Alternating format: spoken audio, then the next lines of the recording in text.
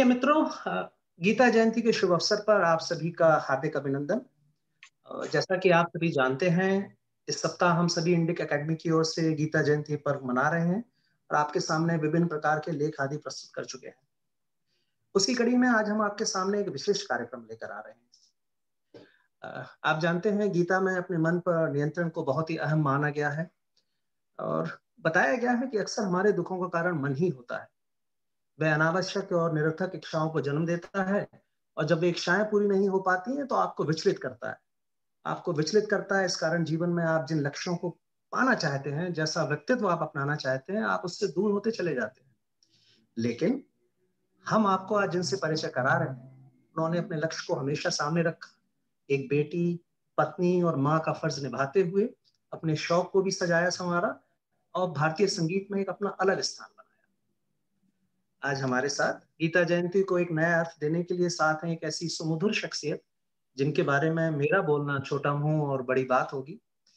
भारतीय लोक संगीत का एक ऐसा उज्जवल नक्षत्र है आज हमारे साथ, जिसने तमाम मुश्किलों से पार पाकर अपने ख्वाबों को पूरा किया।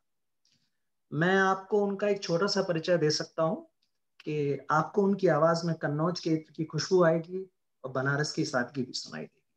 आइए स्वागत करते हैं पद्मश्री मालिनी अवस्थी जी का। मालिनी जी, नमस्कार। नमस्कार, प्रणाम प्रणाम करती हूँ। आप बताइए, आज कैसा दिन जा रहा है आपका? बहुत सुंदर दिन है, क्योंकि आज आपसे बात होने वाली थी और एक इतने सुंदर विषय पे चर्चा आज होने वाली थी, तो बहुत उत्सुक हूँ। और लेकिन यदि वैसे बात करूं भौतिक परिप्रेक्ष्य में, तो बहुत ठंडा दिन है और आज हम संधि काल के दिन में हैं। पूरे वर्ष के 21 जिस दिन आज हम हैं, तो पूरी तरह से कहिए कि शीत अपना परवान पूरा चढ़ चुकी है। तो एक आनंद उड़ा रहे हैं उत्सव का और मौसम का, और प्रार्थना चल रही है कि ये संक्रमण बढ़े ना, विदा ले धीरे धीरे। मालिनी जी, अगर हम इस कार्यक्रम की शुरुआत करना चाहेंगे तो आपकी वाणी से अच्छा कुछ नहीं हो सकता। अगर हम आपके उससे कुछ एक चौपाई सुन लें या हम किसी श्लोक से इस कार्यक्रम की शुरुआत करें तो फिर हम आगे बढ़ते हैं। वाह जी। आपने अब श्लोक कहा है तो मुझे इजाजत दे, मैं थोड़ा तानपुरा बस जरा सा सुर के लिए ले लूं। आप कहेंगे हम 2 घंटे बैठे रहेंगे। हाँ, आप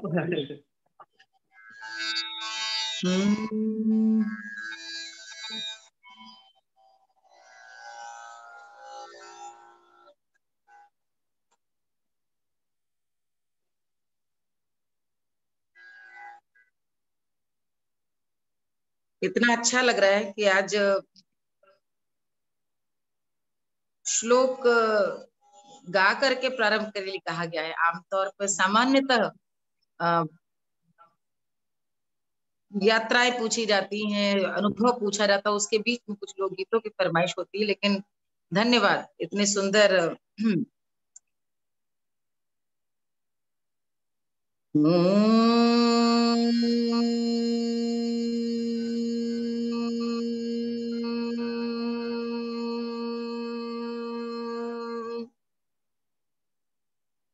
शांताकारं भुजगशयनं पद्मनाभं सुरेशम् विश्वाधारं गगनसदृशं मेघवर्णं शुभांगं लक्ष्मीकान्तं कमलनयनं योगवैर्ध्यान गम्यं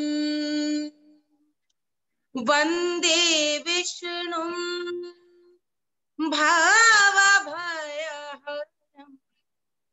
सर्वलोकैकनाथं। वाह, मंदिर में पहुंचा दिया आपने। बिल्कुल मंदिर में बस लगा है कि बस आसपास अब बस कुछ घंटियां बजने वाली हैं। बेहद बेहद बेहद आभार आपका, इतनी शानदार, इतनी सुमधुर शुरुआत करने के लिए। बहुत बहुत जी। मान लीजिए आप इतने समय से संगीत के साथ जुड़ी हुई हैं, आप इतने सारे लोगों से बात कर चुकी हैं, इंटरव्यूज दे चुकी हैं, सभी को पता है आपका जन्म कहाँ हुआ, आपने क्या किया, आपके परिवार में कौन है। मैं आज चाह रहा था कि आपसे कुछ ऐसे सवालात करूं शायद जो लोगों को अभी तक जिनके बारे में बातचीत नहीं हुई। मैं ये जानना चाह रहा था कि आपकी जो कन्नौज से लेके मिर्जापुर से होते हुए जो लखनऊ की यात्रा है, वो कौन सा समय था जब आपका परिचय श्रीमद् भगवत गीता से हुआ था?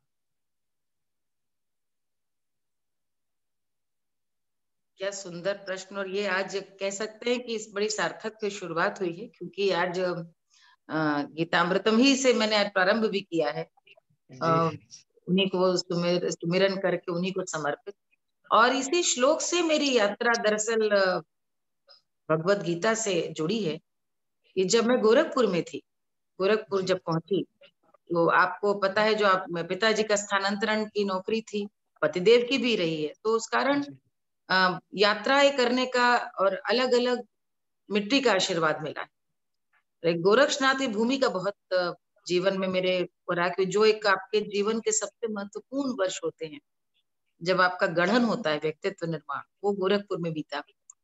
और गोरखपुर में अ, मैं जिस स्कूल में थी, यद्यपि कॉन्वेंट था, लेकिन वहां मन मस्तिष्क कितने खुले थे, खुले विचार थे, कि वहां गोरक्षनाथ पीठ की जी। एक वार्षिक परंपरा थी, बहुत सुंदर सस्वर श्लोक प्रतियोगिता होती थी प्रतिवर्ष मंथ में। महंत वैद्यनाथ जी थे तब थे, तो वे स्वयं बैठते भी थे और स्वयं पुरस्कार वितरण करते थे। तो उसमें पूरे जनपद, आसपास के सभी मंडल के विद्यालय उसमें हिस्सा लेते थे। तो मुझको वहां पे उस समय बच्चों ने, मतलब टीचर्स ने देखा, और मेरे ख्याल मेरी उम्र उसमें 11-12 वर्ष की थी रही, और उन्होंने मुझे प्रेरित किया कि मैं जाऊं प्रतियोगिता में और गीता के श्लोक इससे मैं शुरू करूं और उसका अध्ययन करूं। तो मैं पहली बार मैं जब गई, और गोरक्षनाथ पीठ में ही जो प्रतियोगिता हुई, उसमें मैंने सबसे पहले यही गाया था, शांताकारं भुजगशयनं, और प्रथम पुरस्कार मिला था। उसके बाद पुनः अगले वर्ष पुनः फिर एक क्रम बन गया कि गीता के श्लोक नित्य प्रतिवर्ष तैयार करना, अलग अलग धुन में, अलग अलग कौन सा ये। भाव लेना है, जी। कौन सा अध्याय लेना है, कौन सा विषय लेना है। क्योंकि विवेक आता गया, समय आता गया, और उसके बाद आ, मतलब ये बहुत महत्वपूर्ण है ये, और इस पर में कभी किसी ने चर्चा भी नहीं करी, तो आज शायद पहली बार बता रही हूँ कि इस तरह से गीता बहुत आत्मसात होती चली। और 11, 12, 13, 14, 15, 16, 17, 18 तक वर्ष की उम्र तक प्रतिवर्ष मैंने पुरस्कार जीता है गोरक्षनाथ पीठ की संस्कृत प्रतियोगिता का। और उसका लाभ ये हुआ कि फिर मैं गीतामृतम के जैसे, वयम त्वाम भजामो, वयम त्वाम स्मरामो, वयम त्वाम जगत साक्षी रूपम नमाम, सदेकम निधानम निरालंबमीशम भवाम बोधिपूतम शरण्यम व्रजाम। आप जब गा रहे हैं तो ये जानना बड़ा आवश्यक है, क्योंकि जो हमारी टीचर थे संस्कृत की, वो उसमें अन्वय और संधि विच्छेद करके शब्द का उच्चारण, और फिर कभी पता भी नहीं चला कि फिर, इसलिए मैंने 10वीं में भी संस्कृत लिया, 12वीं में संस्कृत लिया, फिर जो मैंने जो अपना भी मैंने जो ग्रेजुएशन भी किया, तो उसमें संस्कृत मेरा विषय रहा। तो जी। ये एक गीतामृतम से प्रारंभ हुई शुरुआत संस्कृत को जीवन में एक प्रतिष्ठित कर गई।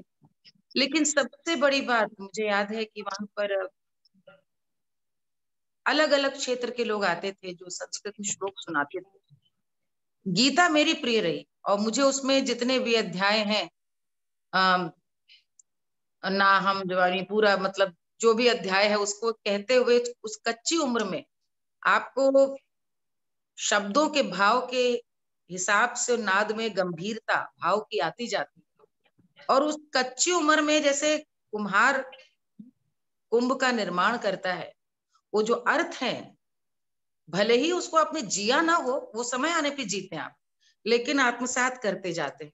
तो मुझे अब लगता है कि इस प्रकार की शुरुआत, आपको यकीन नहीं होगा, इतने वर्षों बाद जो मुख्यमंत्री जी हैं योगी आदित्यनाथ जी, उनको मैं जब बता रही थी, उनको ये बात की जानकारी थी, तो मैं कह रही थी आप सोच नहीं सकते कि उस संस्कार का कितना प्रभाव जीवन में पड़ता है एक बच्चे के, कि आज तक वो लगता है कि वो गीता का जो अध्ययन है वो हम स्कूल की परीक्षाओं के साथ जब हम प्रतियोगिता में पुरस्कार जीतने के लिए करते थे, लेकिन किस अध्याय में कौन से शब्द हैं और उसमें गंभीर भाव के संग धुन बदलेगी, और हमको वो कृष्ण बन करके वो बात कहनी है कि जैसे सारा जो सभागार है वो अर्जुन बन जाए और मैं कृष्ण बन करके अपनी बात को कहूँ। वो जो गंभीरता है वो 13 साल, 14 साल, 15 साल की बच्ची में आ जाए, तो ये मुझे लगता है बहुत सारी बातें अनकही भी आपके मनो मस्तिष्क में छाती जाती हैं, गहरी जाती हैं। तो छोटे से प्रश्न का इतना लंबा उत्तर है कि गीता का बहुत बड़ा असर रहा। ये तो देखिए संयोग की ही बात है कि आपने जो आज तक नहीं कहा था वो आज के दिन, आज के शुभ अवसर पर आपको बताने का मौका मिला, और ये भी नियति होती है।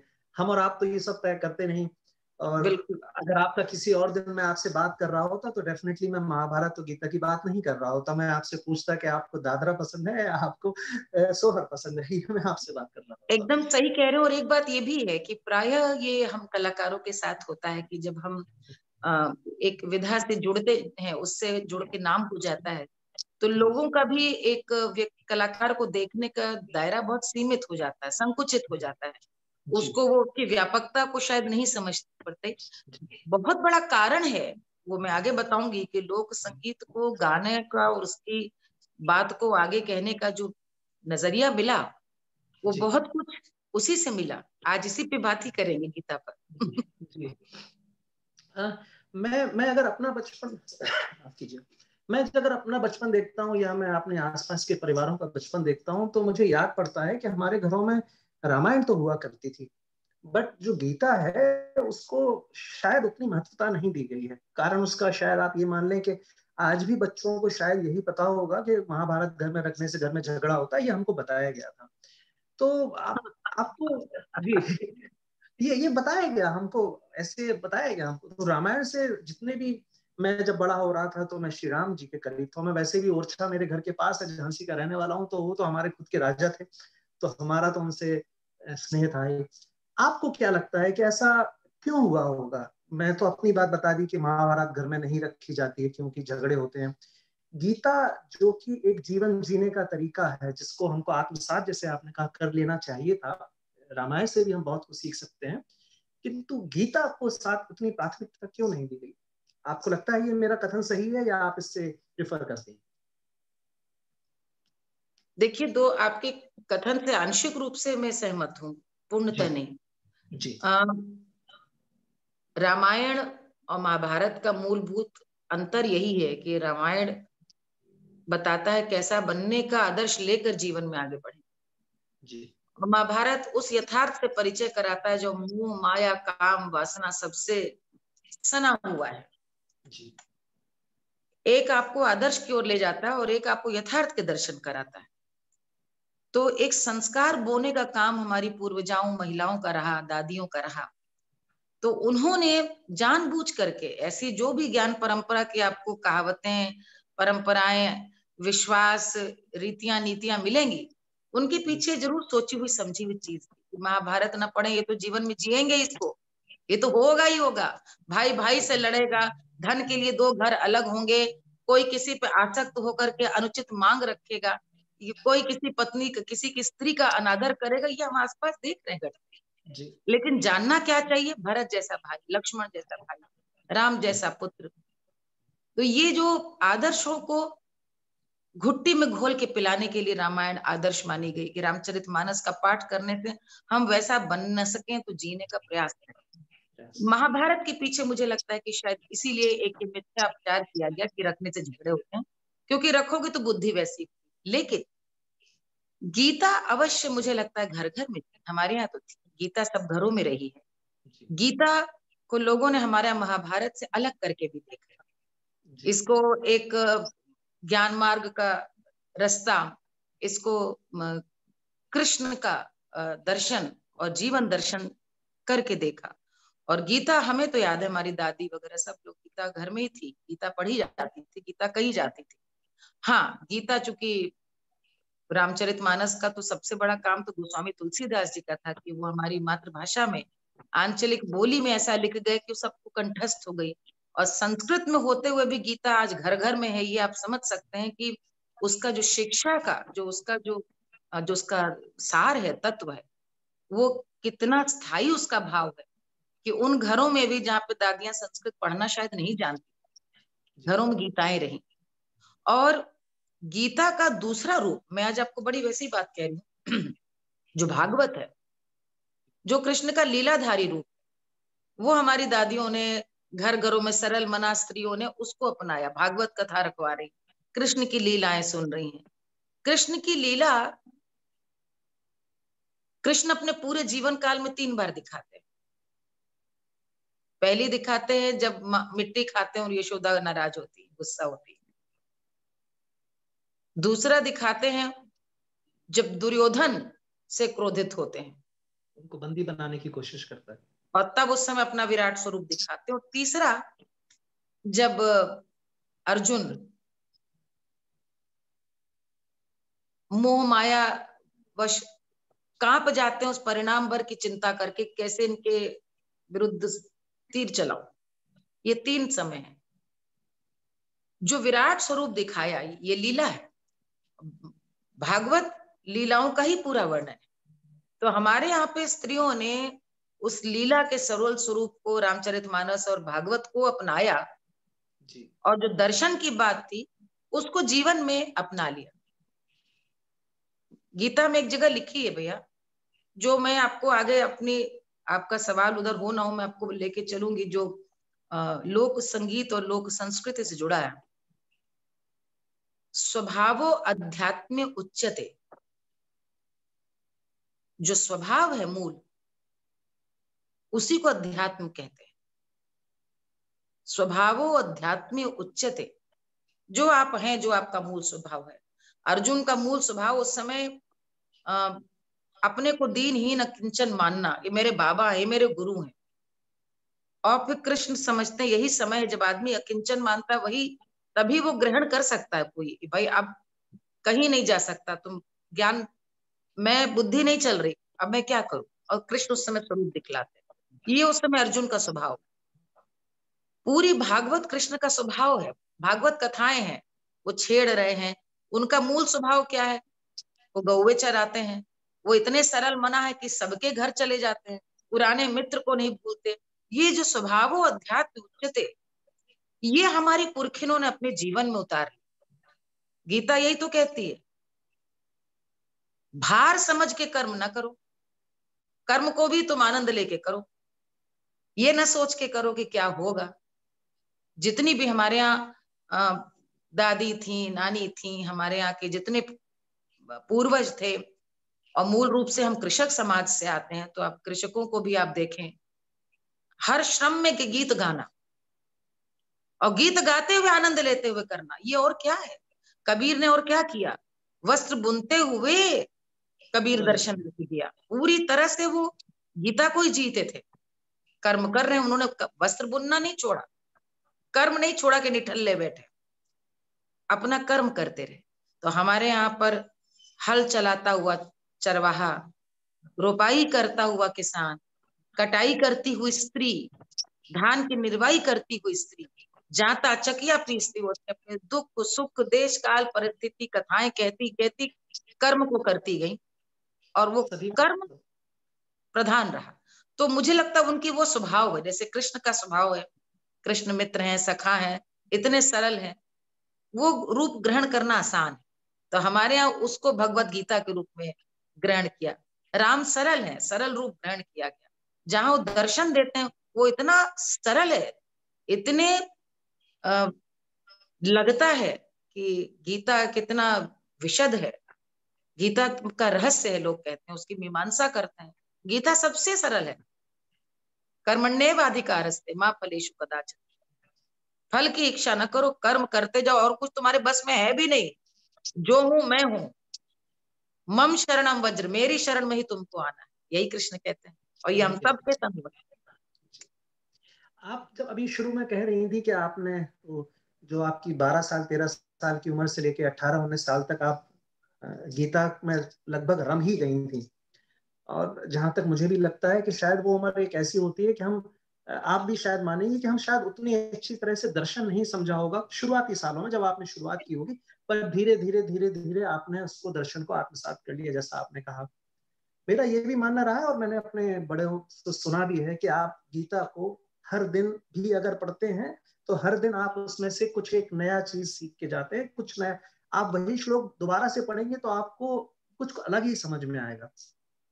जैसा मैंने आपसे, आपके बारे में शुरू से कहा गया था कि आप अपने लक्ष्यों से नहीं भटकी, शायद वो भी एक कारण रहा कि जो जो कहा गया है, आपने अपने मन को, आपको मालूम भी नहीं पड़ा कि आगे आने वाले समय में गीता ही आपको इस तरह से ले जाएगी कि आपकी जो एक जिंदगी है जिसमें आप इतनी व्यस्त है, रहती हैं, आज भी हैं, गृहिणी हैं आप, उसके बाद भी आपने अपने लोक संगीत को नहीं छोड़ा। ये तो एक आपकी बहुत ही काबिल तारीफ है। महाभारत पे या उस पर आते हैं लौट के, तो आपका उसमें से सबसे ज्यादा पसंदीदा पात्र कौन सा है? आप द्रौपदी, कुंती, गांधारी को छोड़ के बताइएगा। वो तीनों तो हमारे प्रिय पात्र नहीं भी होते, मतलब होते तो इनमें से पुरुष ही। जी। अब देखिए, प्रिय पात्र का अर्थ ये है कि जिनसे मेरी जिन्हें मैं आदर्श मानती हूँ, आप ये पूछना चाह प्रभावित रहे हैं? रही हो आप, जी, प्रभावित रही हो, आपने उनसे प्रेरणा ली हो और आपने उनको बहुत समझा हो। निसंदेह भीष्म। जी। निसंदेह भीष्म।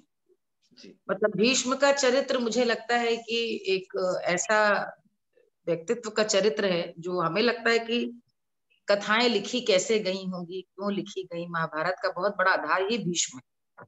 न भीष्म प्रतिज्ञा लेते, न सत्यवती का वचन मानते, और न इस प्रकार का शायद उपक्रम करते कि विचित्र वीर के लिए बहू कैसे भी लाना है तो उसके लिए अकथ श्रम करना, और सही गलत को जानते हुए भी एक लाचार भीष्म को हम हर परिवार में देखते हैं, जी। और एक आज्ञाकारी पुत्र के रूप में उनको देखते हैं। लेकिन इस प्रकार का आजीवन उस ब्रह्मचर्य का पालन कर पाना, और अंत में बहुत सारे लोग हमारे यहाँ हैं घर में, हम लोग ये महाभारत तो देखिए दिखाता है कि हर जीवन, हर घर में इस प्रकार की पारिवारिक परिस्थितियां दिखती हैं। लेकिन भीष्म का उस समय जानते हुए कि उनका राज्याभिषेक होने वाला है, एक ऐसे पुत्र जो माँ से बिछुड़े रहे, जो माँ के पास नहीं रह सके, उनके संग गंगा के पुत्र हैं लेकिन माँ के साथ भी नहीं रह पाते हैं, और पिता उस समय वृद्धावस्था में किसी और स्त्री पर आसक्त होकर उनके संग अन्याय कर बैठते हैं, और तब भी वे किसी भी प्रकार से कर्म को ही अपना आराध्य मानकर, वो देखिए कृष्ण को ही वो वासुदेव कहते हैं। कृष्ण जब सभा में आते हैं उनको प्रणाम करते हैं, और नियति मान करके माँ ने जो आदेश दे दिया, सत्यवती को एक बार माँ मान लिया, तो उन्होंने फिर वंश बढ़ाने के लिए जो कुछ हो सका वो किया। अपने पौत्र प्रपौत्र को भी समझाने का प्रयास करते हैं, न्याय का साथ देते हैं, और अंत में चूंकि उन्होंने हस्तिनापुर की रक्षा का वचन लिया है, तो न चाहते हुए उनको उसी गलत को जानते हुए, समझाते हुए भी उनको भी सत्य दिख रहा था क्या होने वाला है, और वो उनके पक्ष में खड़े होते हैं, कौरवों के पक्ष में। लेकिन मुक्ति के लिए वो अर्जुन से ही कहते हैं कि मुझे गंगा का बस जल पिला दो, क्योंकि वहीं पर मुक्ति है, माँ वही है उनकी।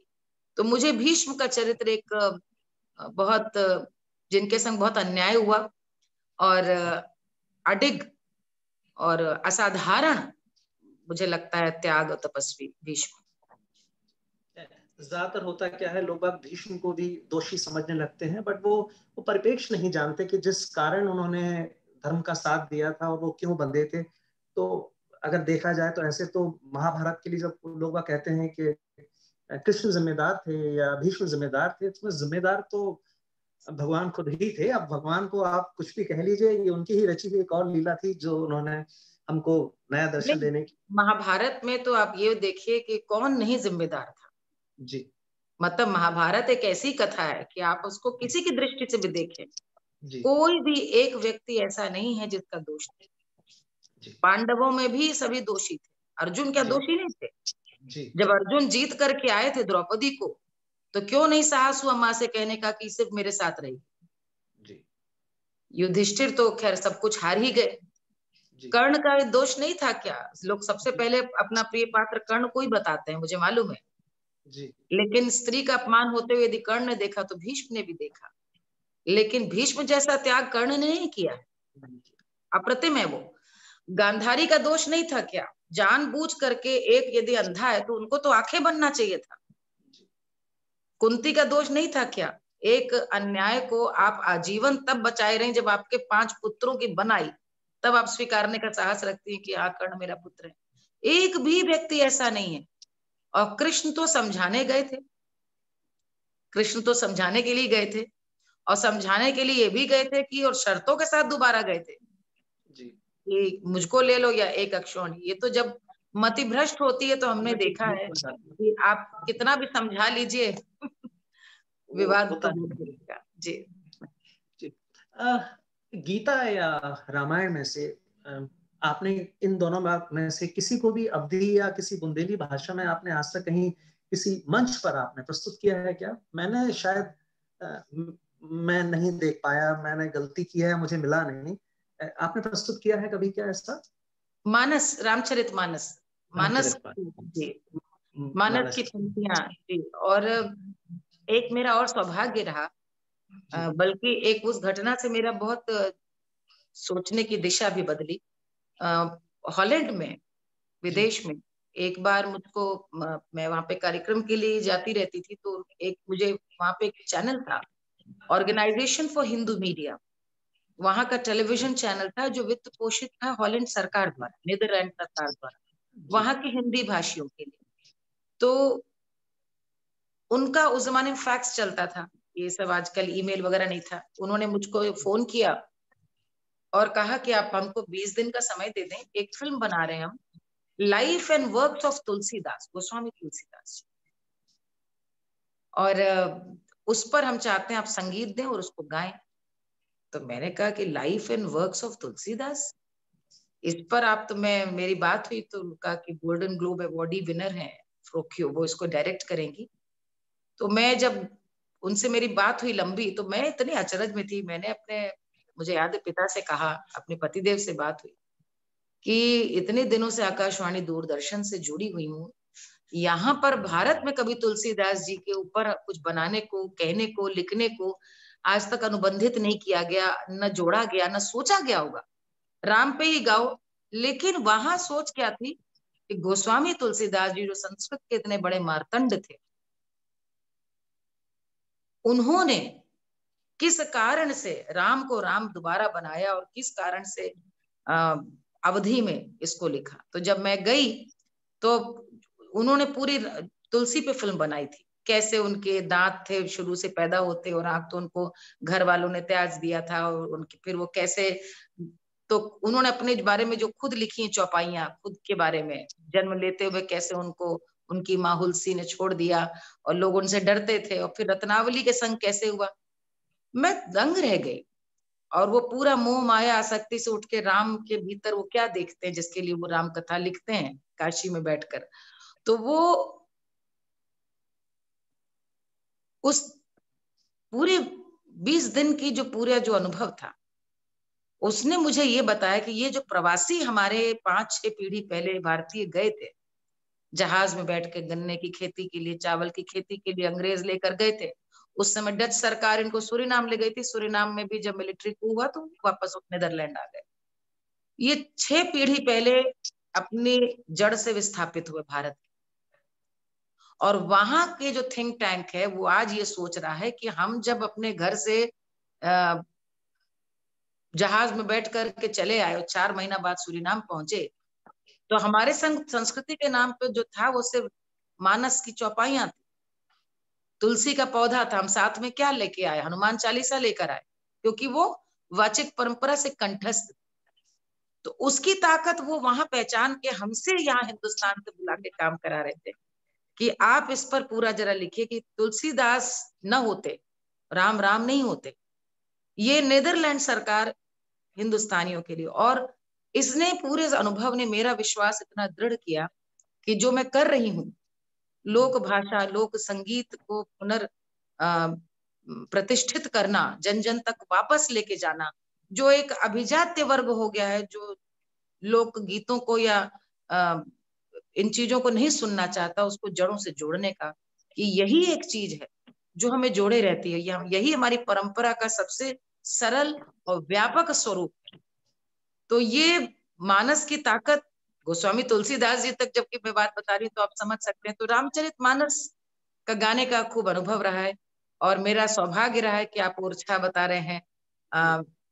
ओरछा फेस्टिवल में चित्रकूट, जी जी, कितनी बार वहां पे राजा राम के दरबार में, और चित्रकूट अयोध्या का भगवान राम का यहाँ पर, तो हर जगह गाने का अवसर मिला है। और राम के जीवन के सभी चरित्र, सबसे सुंदर बात मानस तो है ही है, लोक भजन बहुत सुंदर, जो राम के जीवन की जो लोक रचनाएं हैं, जो मानस की नहीं है, जैसे कि आज बसो शबरी घर रामा, शबरी राम के आवत देखे, माटी ते लीपवाए रही धामा, आज बसो शबरी घर रामा।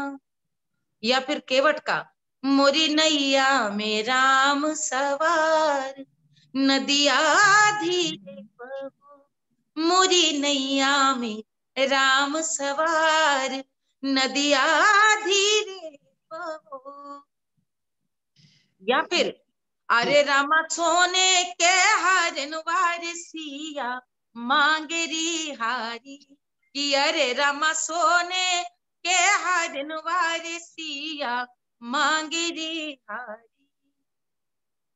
ये जो सीताहरण का भी देखिए कजरी में कैसा सुंदर, ये पूरा, यहाँ तक कि मंदोदरी का भी, मत ठान्यो राम से बैर पिया, मत ठान्यो राम से बैर पिया, मत ठान्यो। ये जितनी भी सीता के नी खोज के भाई, चले देखो वीर हनुमान, आपन रूप छिपाई के भेंट सुरसा से कीना, निकली गए ओही पार छेक सब रास्ता लीना, चढ़ी गए ऊंचे महल फूंक गढ़ लंका का दीना। ये जो मैंने आपको सुनाए हैं, इनमें कोई दादरा है, कोई कजरी है, कोई बिरहा है जो अभी सुनाया, लेकिन राम की जीवन चरित्र। तो जो मानस की चौपाइयां तो हैं, लेकिन विभिन्न विभिन्न जो पूरे राम के जीवन की जो राम कथा है, उसको आज भी ग्रामीण जन, कृषक समाज, भारतीय समाज अपनी अपनी बोलियों में एक एक चीज गाता है। शिशु का जन्म हो तो राम का सोहर, अपना पुत्र के मौरी सहे, जनेऊ हो तो राम का बरुआ, राम का सेहरा, सीता का सौभाग्य है तो वो भी सुहाग है तो वो भी सीता जी का। तो राम तो मानस से भी अधिक गोस्वामी तुलसीदास जी ने ऐसा कर दिया कि वो उठते बैठते सारे लोक गीतों में राम बसे। ओरछा में तो हम लोग राजा जी इनको बोलते ही हैं, रामचंद्र जी को हम दाऊ जी जी भी बोलते हैं, यानी कि हमारे बड़े भाई भी वही हैं, पिता हाँ स्वरूप तो है ही, भगवान है ही। जी जैसा आपने कहा कि हर चरित्र में उनको सामने लाकर रख दिया है। बिल्कुल। जब हम लोग ये बात करते हैं, आपने जैसे मानस के बारे में बताया है कि ये इतनी पॉपुलर हो गई, समाज में बस गई बिल्कुल, भाषा का इसका बहुत बड़ा योगदान था कि अवधि में रही उस समय जो जन जन की भाषा थी, बाद में हिंदी में भी बहुत लोगों ने इसके बारे में काम किया। शायद गीता के बारे में, भगवत गीता के बारे में ऐसा ही रहा कि इसको सरल भाषा में सबके सामने लाया नहीं गया। संगीत के माध्यम से शायद इसको, स्वरों के माध्यम से शायद उसको उतना प्रचारित नहीं किया गया। जहां तक मुझे याद पड़ता है, बच्चन साहब ने, श्री हरिवंश राय बच्चन जी ने 1960 में अवधि में उन्होंने जनमानस, जनगीता के नाम से लिखा था। वो भी जब मैं पढ़ रहा था उसके बारे में, तो उन्होंने बताया कि वो लिखना नहीं चाहते थे, बट एक स्वामी जी थे जिनसे उनकी मुलाकात हुई, फिर उनको ऐसा स्वप्न में आदेश आया कि उनको लिखना ही है। वो भी इसलिए, जो हम लोग बात कर रहे थे कि आम आदमी तक पहुंचाने के लिए। तो ये माना जाए कि भाषा एक इसमें बड़ी शायद समस्या रही होगी, क्योंकि आप देखिए कि जो ओरछा के महाकवि थे, केशव जी थे, उन्होंने भी जब लिखी तो वो भी इसमें संस्कृत प्रधान रामचंद्र का थी। वो तो उनकी भाषा ही पूरी इतनी बहुत उसी तरह की अद्भुत भाषा है। बिल्कुल बिल्कुल। तो ये आपको लगता है कि आंचलिक भाषाओं में जो हमारी जो गीता है वो बहुत ज्यादा आगे नहीं बढ़ी? शायद ये पॉपुलैरिटी मैं पॉपुलर इसलिए बोल रहा हूँ, मैं उस तरह से कोई क्रेडिट रेटिंग वाली बात नहीं है, बट अगर हम दोनों काव्यों को, महाकाव्यों को साथ में रखते हैं तो डेफिनेटली आप मानेंगी मानस जो है वो जन जन में समाई हुई है। आप शायद सही भी करेंगे कि जब हम मानस की बात करते हैं तो एक अपनापन सा है, सरल है। गीता की बात करते हैं तो उसमें दर्शन आ जाता है। तो ये दो चीजें हैं। तो क्या भाषा इसमें कारण रहा है, इसका सरल भाषा में गीता का नहीं होना? देखिए, यदि भाषा कारण रहा होता तो गीता लुप्त हो गई होती। ऐसा तो नहीं हुआ ना। जी, ऐसा भाषा तो को नहीं। मैं समस्या नहीं मानती। बहुत लोगों ने, देखिए, जो गोस्वामी तुलसीदास जी कर गए वो असंभव है किसी और के लिए रचना। देखिए, बहुत लोगों ने बहुत कुछ लिखा है। राम कथा तो हर तरह से कही गई, सारी भाषाओं में कही गई। अंकोर वाट से लेकर रशा तक में आज रामलीला होती है और राम कथा अपने अपनी भाषा में कही गई। थोड़े बहुत अंतर के संग कुछ कुछ लोगों ने बदल भी दिए कुछ कुछ कथानक, और रामचरितमानस भी वाल्मीकि रामायण से अलग है कुछ कुछ परिप्रेक्ष्य। लेकिन वो तो गोस्वामी तुलसीदास जी ने शायद उस समय की देश काल परिस्थिति को समझ करके भगवान राम को लोकमानस को प्रतिष्ठित करने के लिए ही लिखा। उस उद्देश्य पूर्ण तरह सफल भी हुए, तो इसलिए उसका तो उद्देश्य ही अलग था। मुझे क्या लगता है, आप मुझसे पूछेंगे तो मुझे लगता है कि भारतीय जनमानस ने गीता को आत्मसात किया है, जी, अपने चित्त में बसा लिया, मुझसे पूछिए तो। क्योंकि किसी भी आप व्यक्ति को कह सकते हैं, भाई औरतों को घर में या पुरुषों को, कि भाई जीवन संघर्ष है। रामचरितमानस में भी आप राम का संघर्ष ही पढ़ते हैं, पूरा संघर्ष है जीवन उनका। उनको सुख कहाँ मिला, उनको कहीं सुख नहीं मिला, और पूरा जीवन वन में कटता है। जिसको अब फिर से राजा होना चाहिए, वो राजा भी नहीं बनता, संघर्ष। उस संघर्ष की परिणति क्या हो, यही गीता कहती है। गीता यही बताती है कि भाई जब संघर्ष से थक जाओ तो मेरे पास आओ, मैं बताऊंगा सत्य क्या है। सत्य यह है कि सरेंडर, समर्पण करो, समर्पण करो, क्योंकि तुम्हारे वश में सिर्फ एक ही चीज है, कर्म करना। जो राम आजीवन करते हैं, जो कृष्ण ने आजीवन किया, जो हमारे पुरखे हमें हमेशा सिखाते रहे कि कर्म करो, तो जो आप कह रहे हैं उसको मुझे लगता है उन्होंने अपने जीवन में आत्मसात किया। आप यदि हम और आप अपने बाबा बाबा की बात करें, जिन्होंने भले शायद गीता ना पढ़ी हो, आप समझे मैं क्या कह रही हूँ, वो इतना जानते थे कि अपना काम खुद करना है। हमारे यहाँ देखिए कहावतें थी, माँ कहती थी दो चीजें, मतलब मेरी माँ की बातों में दो कहावतें मैं हमेशा अपनी बेटी को बोलती हूँ। एक तो ये कि अपना हाथ जगन्नाथ, यही कहती थी, यानी कि किसी और से काम कह दिया तो गड़बड़ होगा, खुद करेंगे तो वो उसमें भगवान जैसे कि समा जाएंगे, उसमें सिद्धि मिलनी। दूसरा कहती थी बिना मरे स्वर्ग नहीं मिलता। सही बात है। तो हमारी माँ जब भी दिन भर के काम काज में, तो हमको, हम छोटे थे तो डांटती थी हम लोगों को, जब किसी बात पे हम लोग कोई नहीं कर पाए काम को, या उससे कोई सवाल पूछ दिया कि ये क्यों, तो बहुत गुस्सा होती थी। तो हम लोगों को फटकारती जाती, सिखाती जाती, कहती थी इसीलिए कहते हैं बिना मरे स्वर्ग नहीं मिलता। तो मुझे लगता था क्या कहना चाहती है, समझ में आता है कि भाई बिना मरे स्वर्ग का मतलब समर्पित, जब तक, हाँ, जब तक खाक नहीं हो जाओ, जब तक स्वयं स्वाहा नहीं होगे, तब तक स्वर्ग क्या है क्या जानो। और स्वाहा करने के लिए, खाक होने के लिए आपको समर्पित होना पड़ता है, पूरी तरह उसमें लीन होना पड़ता है। यही गीता का संदेश ही है पूरा, कि आप जीवन को, और दूसरी बात, भारतीय जीवन दर्शन छक कर जीवन जीने की रही। आप जीवन को जियो, पूरी तरह से जियो, यही कृष्ण ने भी सिखाया है, और यही गीता में भी कहा है कि मुझको समर्पित करते हुए तुम अपने पूरे कर्म करो, मोह मत करो, माया मत रखो, तो ये सब जितना कुछ है ये सब खत्म हो जाएगा। वस्त्र त्याग करके नए शरीर बदलना, अब ये कोई 30 साल के लड़के को क्यों माँ कहेगी पढ़ो। सही कहा आपने जी। वो तो जीवन के रस, आप उसमें आप जीवन का रस ढूंढे, तो जिस समय, लेकिन गीता का दर्शन क्या है उसमें, क्योंकि गीता तो अपने आप में इतने सारे संदेश देती है। जो कर्म प्रधान जीवन है वो हम लोग तो अपने छात्रों को भी सिखाते हैं कर्मण्येवाधिकारस्ते। हम लोग खुद वही सीखते हैं कि भाई रिजल्ट क्या आएगा मत सोचो, अपनी ओर से बेस्ट करना है। ये हम जब माता पिता अपने बच्चों को सिखाते हैं तो वो उस समय वही कह रहे हैं जो कृष्ण ने कहा है, इस युद्ध का परिणाम मत सोचो, लेकिन युद्ध करो, क्योंकि और कोई विकल्प नहीं है, करना ही चाहिए, क्योंकि यही धर्म है और तुम धर्म के साथ खड़े हो। तो हमको धर्म के साथ खड़े होना, यानी सत्य के साथ खड़े होना, यही गीता ने सिखाया। उसका सरलीकृत स्वरूप हमारे यहाँ पर हमारी दादियों ने, हमारी बुजुर्गों ने अपनी जीवन शैली में कितनी सारी चीजों में सिखाते चले गए। भैया जाओ, सबकी करनी अपने संग। मैं आपको ये, तो आप गीता के परिप्रेक्ष्य में देख रहे हैं, मैं आपको 2 उदाहरण देती हूँ। संस्कृत का वेद वाक्य सूक्त है वसुधैव कुटुंबकम, या सर्वे भवन्तु सुखिनः सर्वे सन्तु निरामया सर्वे भद्राम। ठीक है, आप देखिए हमारी पुरखी ने जब भी कथा था समाप्त हुई पूजा के बाद, तो उसके समापन पे हमेशा कहती हैं जैसे उनके दिन बहुरे वैसे सबके दिन बहुरे, यही और है।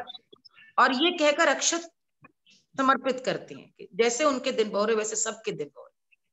अर्थात ये नहीं कहती कि इस कथा के अंत में जैसे उनको सुख पहुंचा है वैसे मुझे पहुंचे, तुम्हें पहुंचे ना, सबको पहुंचे।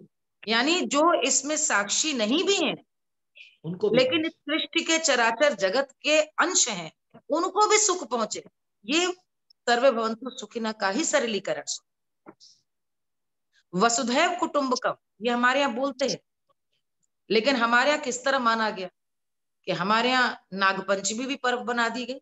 नाग को मारे ना कोई, बिल में पानी भर जाएगा तो नाग बाहर निकल आएगा, तो मारोगे डर के मारे, वो भगवान बना दिया। नीम की पूजा, पीपल की पूजा, वसुधैव कुटुंबकम, उस ज्ञान परंपरा को जो गीता कहती है, जो हमारे यहाँ वेदों ने सिखाया, उस ज्ञान परंपरा को रीति रिवाजों, लोकोक्तियों, लोकाचार में हमारी स्त्रियों ने समाहित करके वो खुद गुरु बन गई। और वो गुरु, क्योंकि आपको पता है कि एक लंबा कालखंड हमारा पराधीनता में बीता है, जहाँ गुरुकुल विध्वंस किए गए, नष्ट किए गए। बहुत बड़ा कारण है कि किस लिए ये हमारी श्रुति परंपरा, यह वाचिक परंपरा, और इसी के कारण हमारा ज्ञान सुरक्षित रहा। किताबों पे हम आश्रित होते कब के, हम भी दूसरों की संस्कृति अपनाए होते।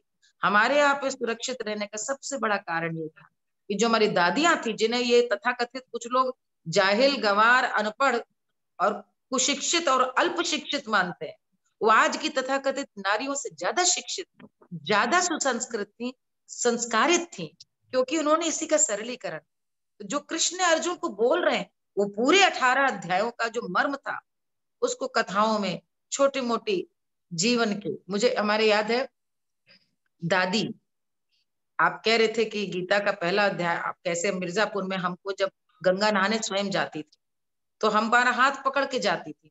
अब मुझे लगता है इतनी ऊंची ऊंची सीढ़ियां थी पक्के घाट की मिर्जापुर में कि वो हमें पकड़ती थी कि हम उनको पकड़ते थे, कि दोनों में कोई गिरता तो सीधे गंगा जी में जाते। दोनों कच्ची उम्र थी, वो चल नहीं पाती थी और हम तो अभी 6-7 साल की। तो वो गाती थी, मेरी छोटी सी है नाव तेरे जादू भरे पाँव, मोहे डर लागे राम कैसे बिठाऊं अपनी नाव में। मेरी छोटी सी है नाव तेरे जादू भरे पाँव, मोहे डर लागे राम कैसे बिठाऊं अपनी नाव में। वो केवट प्रसंग गा रही होती हैं, लेकिन ये पूरा केवट और राम का जो प्रसंग है उसको हम लोग का सरल करके बोलते हैं, लेकिन गजब का दर्शन है कि भव सागर की नाव है। एक वृद्ध अवस्था में हमारी दादी, छोटी सी नाव है, तुम्हारे जादू भरे पाँव कैसे बिठाऊं। ये भवसागर से पार करने का संकेत केवट के माध्यम से। तो जो आप कह रहे थे ना कि कैसी चीजें आत्मसात होती जाती हैं, चाहे वो गीता की चीजें हो, चाहे रामचरितमानस के, बहुत बड़ा अंतर इसीलिए आपके संस्कारों पे का होता है कि आपकी पालन पोषण कैसे हुआ। और पालन पोषण के संग संग, जैसे सूरज सबके लिए चमकता है, कौन ले ले, किसकी कैसी बुद्धि के कैसे, यहीं पर कृष्ण कहते हैं भाई कि आत्मा बार बार चोला बदलती है। तो पूर्व जन्म की क्या आपकी यात्रा है, पूर्व जन्म के क्या आपके संस्कार हैं, जिसके कारण आज आप में वो ग्राहक क्षमता बनी हुई है कि आपको पता है कि हमें करना चाहिए, ये हमें सीखना चाहिए, और आप सीख ले। यही जो आपके संस्कार है शायद, जो आप, मैं जितना आपको सुन रहा हूँ, क्योंकि ये वाली वाली बातें मैंने आपकी कहीं सुनी नहीं है, जो मैं आज सुन रहा हूँ आपको बिल्कुल ही एक, मैं नई मालिनी जी को अपने सामने बैठा सुन रहा हूँ। तो अब मैं पूरी तरह से, यानी कि मुझे विश्वास होता जा रहा है कि आप जिस संगीत की धारा से जुड़ी हुई हैं, उसमें आपका जो बचपन से लेके अभी तक की जो यात्रा रही है, जो आपके साथ संस्कार जुड़े रहे हैं, आपके परिवार के दादी नानी की जितनी यादें आपके साथ जुड़ी रही हैं, शायद वो एक बहुत बहुत बड़ा कारण रहा होगा कि आप भक्ति संगीत से जुड़ी हुई हैं, आप लोक संगीत से जुड़ी हुई हैं। ये मुझे लगता है ऐसा। बट क्या ये आपको कभी भी ऐसा लगा नहीं कि आपको फिल्मी संगीत, या आपने कभी सोचा नहीं, या आपने कोशिश नहीं की, या गजल जो कि सुगम संगीत का एक बड़ा अच्छा सा, जिसको कहते हैं बहुत पॉपुलर हो जाते हैं जल्दी, पॉपुलैरिटी में वैसे आज आपको कोई छू नहीं सकता, वो अलग बात है। आपने लोक संगीत को ही एक अलग से पॉपुलर कर दिया है आपने। आपने कभी सोचा नहीं उसके बारे में? आप उस रास्ते कभी गई ही नहीं, आप उस रास्ते? नहीं, ऐसा नहीं है, सत्य ऐसा नहीं है। मैं गजलें खूब गाती हूँ, और जी। मैंने गजलों की तो तालीम बाकायदा कई साल ली है। जी। हमारे जो मेरी जो गोरखपुर में शिक्षा दीक्षा हुई, हमारे दोनों मुस्लिम उस्ताद थे, शुजात राम हुसैन जी। खान साहब, राहत अली खान साहब, और दोनों बेहतरीन, बहुत बड़े गवैया, बहुत अच्छे उस्ताद। तो उनकी वजह से मैंने खूब गजलें, और बाद में अपनी समझ से खुद सूफी संगीत की ओर रुझान हुआ, तो मुजफ्फर अली साहब से भी जुड़ाव हुआ, और जी। उनकी ये वजह से बहुत कुछ, रूमी को, खुसरो को, बहुत सारे सूफी संतों को भी पढ़ा। वो मेरा शौक है अध्ययन करना, तो इसलिए मैं अलग अलग उनको पढ़ती रहती हूँ। तो गजलें तो खूब गाती हूँ, पुराने लोग जानते हैं, और इसीलिए शीन काफ थोड़ा सी दुरुस्त भी है, क्योंकि उर्दू मैंने पढ़ा और जानती हूँ। जहां तक फिल्मों की बात है, अ, असल में जीवन का उद्देश्य पहली बात तो कुछ और बना लिया था, जो आज मैं आपको बहुत सरल करके बता रही हूँ कि वेदों की जो समानांतर एक धारा चली, लोक संस्कृति के माध्यम से अपनी बात कहने की, अपनी माटी, अपनी जड़ों को जिंदा रखने की, मुझे लगा ये होना चाहिए, ये करना चाहिए। और मुझे लगा कहीं ना कहीं जो स्कॉलर्स कर गए, उससे बहुत बड़ा काम हमारी पुरखिनों ने किया। वो तो उन विद्वानों ने किया जो विद्वान थे, जिन्होंने अध्ययन किया था, मनन किया था, यही काम करना था, उन्होंने पूरा जीवन उसमें लगा दिया। लेकिन जो स्त्रियां गृहस्थी करते हुए, बच्चे पालते हुए उस धारा को लेके आगे बढ़ी, इस गीत की परंपरा को, और कुछ ना कुछ वो दौर ऐसा था कि मेरे आसपास लोक गीतों को लेकर के जो एक आम फहम राय थी, वो बड़ी, उससे मैं बिल्कुल बहुत विक्षोभ होता था मुझे उसको देख करके, कि लोगों को लगता था कि बड़े हल्के, कोई भी गा सकता है, वही तो मनोरंजन के लिए बने, वही एक नारी है जो पुरुष को, श्रृंगार आधारित गाने हैं उसमें, कंगना मंगा दे, बिछुआ मंगा दे, और फिर लोग नाच रहे हैं, गा रहे हैं, झूम रहे हैं। वो है, श्रृंगार तो बहुत बड़ा उसका एक अंग है। लेकिन इसके अलावा जो पूरी एक संस्कार गीत, श्रम गीत, ऋतु गीत, उत्सव धर्मी भारतीय समाज के हर जीवन के क्षण को उत्सव बनाकर ढाल लेना, उसमें श्रम गीतों का भी जो, तो ये मुझे लगा ये स्वरूप सामने आना चाहिए। और वो भी चूंकि संस्कृत की दृष्टि मिली हुई थी, मैं जरूर बताती हूँ ये, कि वो एक, मुझे लगा कि ये संस्कृत का यदि धीरे धीरे, जिस समय आपको मैं बताऊं संस्कृत विषय मैंने लिया, तब मुझको अ, परिवार में ही लोग कहने वाले थे कि भाई फ्यूचर नहीं है संस्कृत का, क्यों ले लिया है। तो मैंने कहा देखो, भाषा लेनी थी, हिंदी में स्वाध्याय में पढ़ लूंगी, अंग्रेजी जितनी बोलनी चाहिए उससे अच्छी आती है। तो मुझको अपना यदि भारत जानना है, तो मुझे लगता है कि जिसको संस्कृत का, जिसने अध्ययन नहीं किया, उससे बड़ा अभागा कोई नहीं।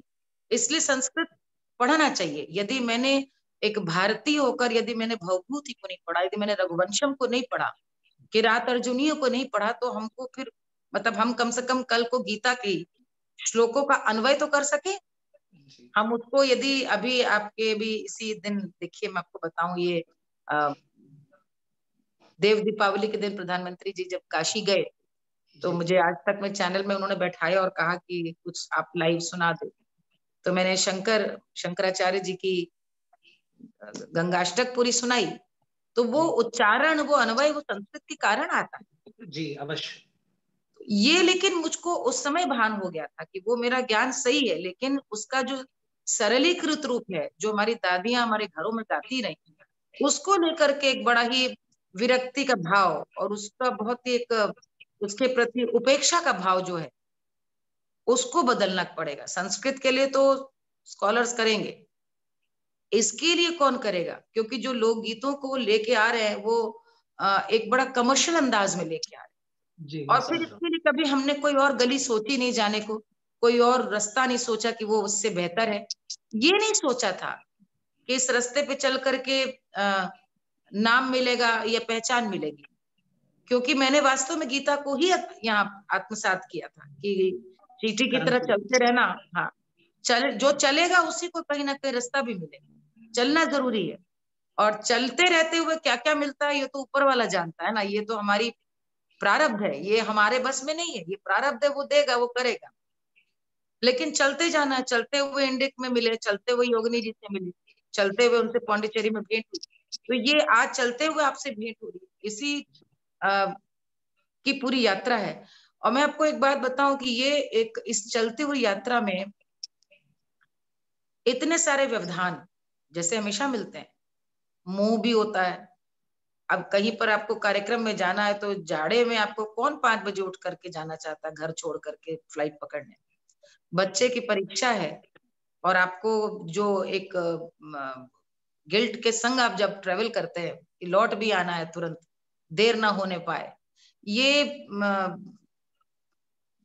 पसीने में आप 45 डिग्री में पसीने से लथपथ हैं और आप कार्यक्रम दे रहे हैं, या लोग आपको देख करके एक जजमेंटल हो रहे हैं, उस ताड़ना, उस पूर्वाग्रह, उस आलोचना और उस राय को भी कि लोग आपको एक कहीं ना कहीं एक अलग स्वतंत्र व्यक्तित्व की तरह देखेंगे, जिसमें आपके खाते में प्रशंसा भी आएगी और आलोचनाएं भी आएंगी।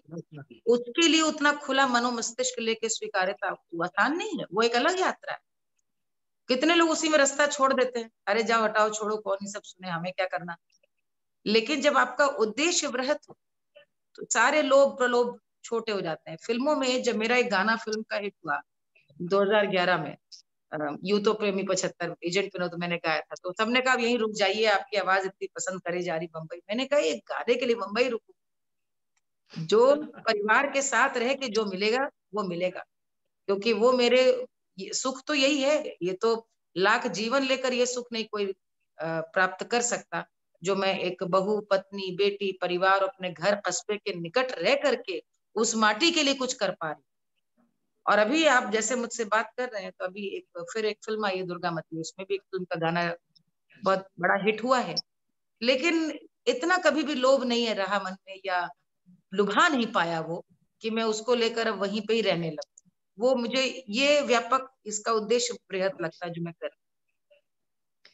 वो शायद वो वैसा है कि हाँ, कभी कभी होता है हम लोग कहीं चले जाते हैं, बहुत दिनों से कभी गए नहीं, तो वो जाके देख के आ जाते हैं कि भाई वो चीज अभी भी वहां पर है या नहीं है। जी लौट जी के हम दाल बिल्कुल चावल ही खाएंगे। दाल चावल ही बिल्कुल खाएंगे, पनीर और जो राजमा है वो हम कभी कभी खा लेते हैं। बिल्कुल। आपकी जो मुलाकात हुई थी आप पद्म विभूषण गिरिजा देवी जी से, जहां तक मुझे लगता है कि जब आपको जो पुरस्कार मिला था और आपने, तो शायद उसी समय आपकी मुलाकात हुई थी उनसे, जब पहली बार आप उनसे मुलाकात हुई थी आपकी, मंच पर उन्होंने आपको गाते हुए देखा जी था शायद। जी जी जी। पहली भेंट दरअसल हमने जब उनको देखा, और वो हमें नहीं मिली, मतलब मैंने उनको मंच पे देखा मिर्जापुर में ही, विंध्यवासिनी माँ के ही जी आ, वो कार्यक्रम देने आई थी, और मेरी माँ बहुत उनको मानती थी, सुनाने लेकर के गई थी। उसके बाद झांसी में भी हम उनका कार्यक्रम हुआ, एक स्कूल था प्राइज द किंग, वहां पर हम उनको देखने गए। लेकिन आमने सामने जो पहली हमारी भेंट हुई है वो भातखंडे का ही अंतिम वर्ष का वो था, जिसमें मेरे कार्यक्रम, मतलब मैं प्रथम आई थी। और उसमें अप्पा जी आई थी, उनका कार्यक्रम था उसमें। और उन्होंने सुनकर 25 मिनट की मैंने प्रस्तुति दी थी, तो उन्होंने प्रशंसा की और कहा कि तुमको हम सिखाएं, तुम चलो। यदि वो प्रिंसिपल थे उस समय भातखंडे के, उन्होंने कहा। तो मेरी माँ ने कहा कि क्या इसका भाग्य है, आज आप इसको बोल रही हैं, लेकिन इसका तो विवाह तय हो गया, इसकी शादी है अभी। तो उन्होंने तुरंत हमसे कहा कि ये तो बड़ी अच्छी बात है, शादी हो रही है। और ये बहुत जरूरी है। देखिए गुरु ने भी गीता वाला ही हमको जी जी जी जी जी संदेश दिया, उपदेश दिया और आदेश दिया। ये बहुत जरूरी है। विवाह है बिल्कुल, और बेटा ये सब चीजें तो होती रहेंगी। और विवाह हुआ, और उस जीवन में चूंकि मेरी वृत्ति थी और इच्छा थी, तो देखिए कैसे 10 वर्षों के भीतर ऐसी परिस्थिति बनी कि मैं बनारसी पहुंच गई। और उनसे मैंने कहा कि अब बच्चे बड़े हो गए हैं, और वो उस समय में सीखना बहुत मुश्किल था। देखिए गृहस्थ जीवन में आजकल तो देखिए मोबाइल फोन्स हैं, फ्लाइट्स हैं, जीवन बड़ा सुविधाजनक हो गया है। लेकिन हम लोग उस समय की बात कर रहे हैं जब ट्रेन के टिकट के लिए भी खुद ही लगना पड़ता था। लाइन में लगना पड़ता था। जी। और आप जा रहे हैं तो चिट्ठी पत्री वाला जमाना था, उसमें बच्चों को जहां जब मेरे बच्चे दोनों तुरंत, बच्चे भी बहुत जल्दी उम्र में, दोनों बच्चे जल्दी पैदा हुए। और मुझे याद है 99 में नवरात्रि में हमारे पतिदेव को अयोध्या से काशी का स्थानांतरण का आदेश मिला। तो मैंने कहा ये तुम्हारी माँ ने नवरात्र में हुआ, विंध्यवासिनी माँ को मैं मानती हूँ कि उन्होंने ये किया है। और अप्पा जी से मैंने कहा तो उनको ये लगा उस समय, जरूर मेरे को लगता है कि भाई गाती मेरा, क्योंकि उस समय तक मेरा नाम था शौर्य, मैं विवाह से पहले ही गाती थी, कार्यक्रम देती थी। तो मेरा उस समय तक सारेगामा में मैं जीत चुकी थी। सारेगामा जो इतना बड़ा रियलिटी शो है, अप्पा जी से सीखने से पहले मैं सारेगामा में रनर्स अप थी, अंताक्षरी में आ चुकी थी, तो सैटेलाइट चैनलों में भी आ चुकी थी और देश भर में कार्यक्रम देने लगी। लेकिन जब मैं उनके पास गई तो मैंने कहा बस आप शरण में ले लीजिए, क्योंकि ये मेरे दिमाग में था कि मैं पूरब अंग की जो गायकी है उसको विधिवत सीखूं। तो उन्होंने मुझको इसके प्रोज एंड कॉन्स दोनों समझा। उन्होंने कहा देखो बेटा, उनके मन में भी संदेह रहा होगा कि विवाह के बाद संभव नहीं होता, बच्चों की ममता, बहुत सारे दबाव होते हैं मानसिक, जिसके आगे लड़की स्त्रियां हार जाती है, नहीं कर पाती। तो उन्होंने कहा बेटा देखो ये लंबा रास्ता है, पूरब अंग को सीखने में सबसे बड़ी बात यह कि तुमने अपने पुराने गुरुओं से सीखा है और दोनों से बड़ा अच्छा सीखा है। तो हम ये तो नहीं कहेंगे कि उनकी गायकी को भुलाओ, लेकिन पूरब अंग बड़ा ठहराव, चिंतन और मनन का रंग है। इसमें श्रृंगार भाव है, लेकिन ये श्रृंगार भी गंभीरता से उपजता है। जो लेकिन जबकि जो तुमने पटियाला अंग सीखा है उसमें तेजी है, हरकत है, स्वच्छंदता है, एक हरकत है। तो उसके लिए पूरे गले का और अपनी सोच का जो कैनवस है वो पूरा बदलना पड़ेगा। ये मैं कैसे कहूं कि तुम अपने पूरी पुरानी शिक्षा भूलो। देखिए तो ये भी मैंने ये जो महान, जो मतलब महान लोग होते हैं, ये उनकी एक पहचान है, ये पहचान है। तो जी मैंने उनसे कहा, मैंने कहा कि अब ये देखिए संस्कृत कैसे हाथ आपके काम आती है। तो संस्कृत में श्लोक है, विनयात याति पात्रता। विनय वहीं पे आती है जहां पे पात्रता होती है, और पात्र यानी कि हाँ, खाली उसको जो संभाल। बर्तन है। हाँ, तो जो खाली होगा उसी में भरेगा, जी जो भरा हुआ है उसमें तो कुछ देने की गुंजाइश नहीं ना लेने की। तो जी मैंने उनसे कहा कि मैं बिल्कुल क्लीन स्लेट के रूप में हूँ। तो बोली कि अच्छा तू कोनो ठुमरी उमरी सुनावा। ये जब बनारस की बात है, जब मैं गई तो हमने कहा अप्पा जी क्षमा करें, हम आपके सामने गा ही नहीं सकते। बोली नहीं, हम जी टीवी पे त्योहार सुन ली है, तू गावत रहलू, हम सुन ली है, बहुत बढ़िया पहाड़ी में कहा रहे, कौन से ठुमरी रहे। तो शिष्य बैठे थे, उन्होंने बताया वो सैया बिना घर सुना। नहीं हाँ नहीं, रे ऐसे हम। नहीं, ऐसे नहीं सुनेंगे, ऐसे नहीं, ऐसे नहीं, ऐसे नहीं। ये तो मौका है, ये हम सुनना चाहेंगे आपसे। तो जो मैंने सुनाई थी जी जी टीवी पे, जी। जो अप्पा जी ने सुनी थी, एक सेकेंड।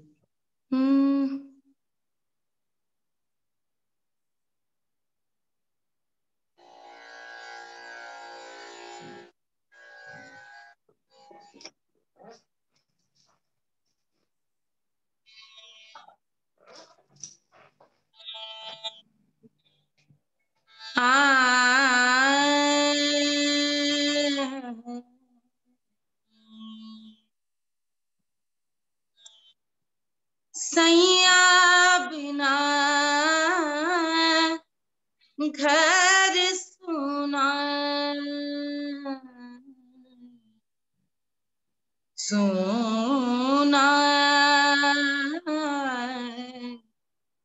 सैया बिना घर सुना। सुना जब से पिया परदेस गए। अब ये जो मैं गा रही हूँ गूज़बम्प्स आपने कहाँ पहुंचा दिया, कहाँ पहुंचा दिया आपने, वाह। तब मैं ऐसा नहीं गाती थी, मुझे लगता। और ये मैंने उनको जो सुना था, उन्होंने पटे अपने गुरु के हिसाब से जो पहले बताई थी, तो बोली नहीं तू वही सुना।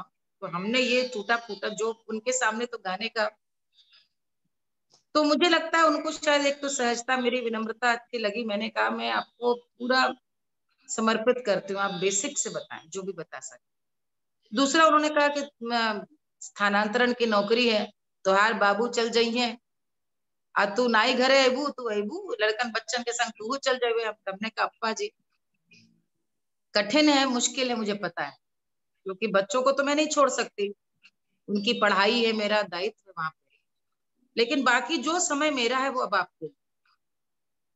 और मुझे ये कहते हुए बहुत आत्मिक संतोष है कि इतने सारे उसके मैंने पूर्णतः अपने निष्ठा के साथ गृहस्थ जीवन का पालन करते हुए पूरा गुरु शिष्य परंपरा का पालन किया, उनकी अंतिम सांस तक।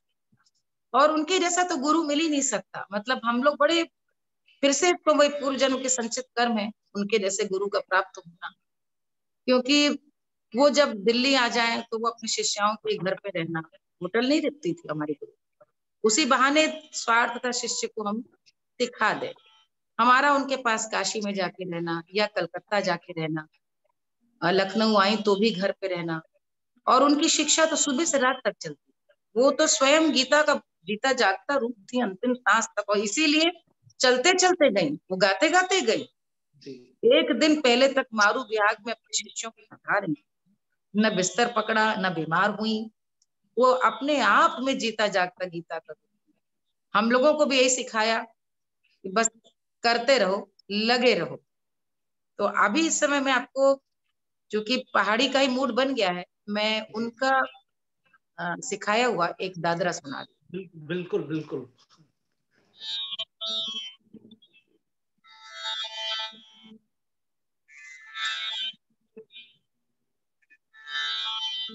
मत जई हो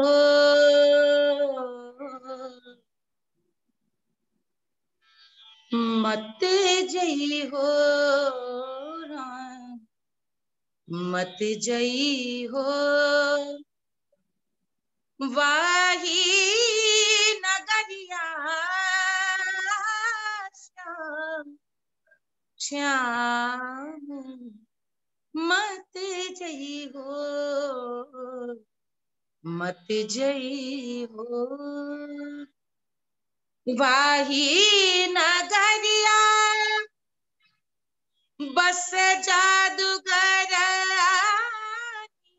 आओ वाही नगरिया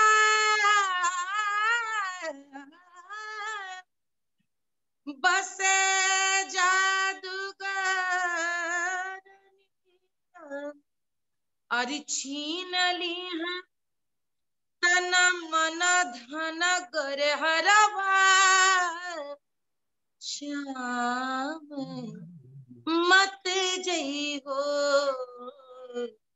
मत जई हो वाही नगरिया श्याम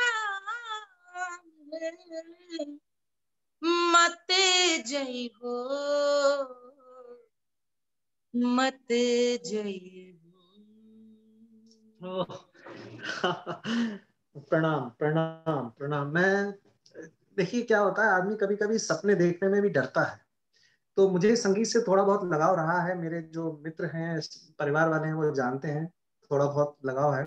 सुनता हूँ मैं सुनने वाला संगीत प्रेमी हूँ। और जिस अंचल का मैं रहने वाला हूँ वहां पर ये विधा काफी आपको लगेगा कि ये सब लोक संगीत की बहुत बड़ी परंपरा है। बट मैंने कभी सपने में नहीं सोचा था कि मैं एक दिन आपको लाइव सुन रहा हूँ, और लाइव भी कैसे, केवल आप और हम होंगे। देखिए ये, अब मैं तो कोविड को धन्यवाद दे रहा हूँ ये एक सब नीति होती है, ये नियति होती है। आप अभी तक जो भी गिरिजा देवी जी के बारे में जो आप बोल रही थी, वो एक शिष्या के रूप में आप बोल रही थी कि उन्होंने, आप उनसे मिली, ये आपका, आपकी खुशनसीबी थी। मैं जिस कभी धीर गंभीर गुरुओं से मेरी जब बातचीत होती है कभी, तो वो कहते हैं कि जितनी शिष्यों को तलाश रहती है अपने गुरुओं को उससे ज्यादा तलाश रहती है, वो भी बेचैनी से ढूंढते रहते हैं। तो वो उनका उस पारितोषिक उसमें समारोह में आना, आपसे मिलना, ये सब एक नियत था। वो कोई और भी आ सकता था उस दिन, कोई और भी जीत सकता था, आप नहीं हो सकती। एकदम बट सही। आप आपको उनकी परंपरा को आगे लेकर जाना था, उनका आशीर्वाद प्राप्त होना था, इसीलिए शायद ये सब रहा होगा।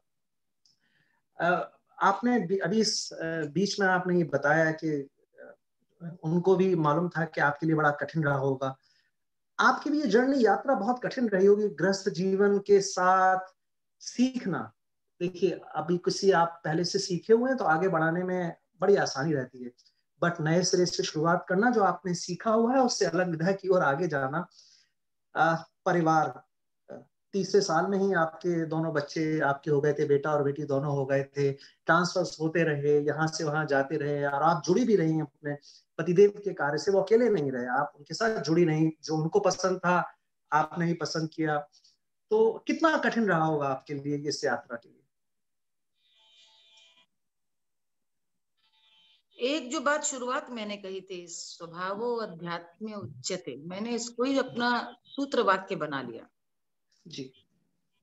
आप जितने स्वाभाविक होते हैं, जितने सहज हो जाते हैं, उतना आपके लिए आसान होता है सारी भूमिकाओं के साथ ईमानदारी से निर्वहन करना।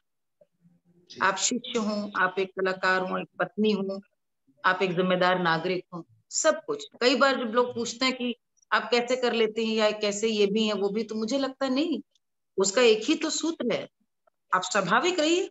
यदि आप स्वाभाविक हैं, कुछ भी आप सचेष्ट नहीं कर रहे, आप ऐसे हैं। तो मैं ऐसी थी कि मुझको, यदि मेरा विवाह हुआ था तो मैं अपने पति से प्रगाढ़ प्रेम और निष्ठा रखती हूँ, तो मैं उनसे विलग हो ही नहीं सकती थी। उनके जीवन के आदर्श को मैंने अपना आदर्श माना, उनके संघर्ष को मैंने अपना संघर्ष माना। जब बच्चे हुए तो हमने अपने स्वप्न उन पे नहीं थोपे। सबसे पहले मेरा उद्देश्य था कि आप अपने बच्चों को बहुत अच्छा व्यक्तित्व बनाए, चरित्र निर्माण अच्छा हो, अच्छे इंसान हो, जिम्मेदार हो। और मुझे बहुत प्रसन्नता है कि दोनों, मेरी बेटी अनन्या और मेरा पुत्र अद्वितीय, दोनों बहुत सच्चे, साफ सुथरे और बड़े देश के लिए सोचने वाले, लोगों के लिए करने वाले। एक हमारे यहाँ सोहर गाते हैं, सॉरी मेरी बातों में ये सब आएगा, सोहर है कि कुइया खदावे कौन फल मोरे साहिब, साहिब हो, झोकवन भरे पनिहारिन तब फल हुए, सुन गऊ मोरे राजा सुन गऊ। कुआं खदाने का क्या फल है? तो जब राह चलते पनिहारिन भर भर पानी उलीचे, तब कुआं खदाने का। अमुआ लगावे कौन फल मोरे साहिब, आम लगाने का राजा क्या लाभ है?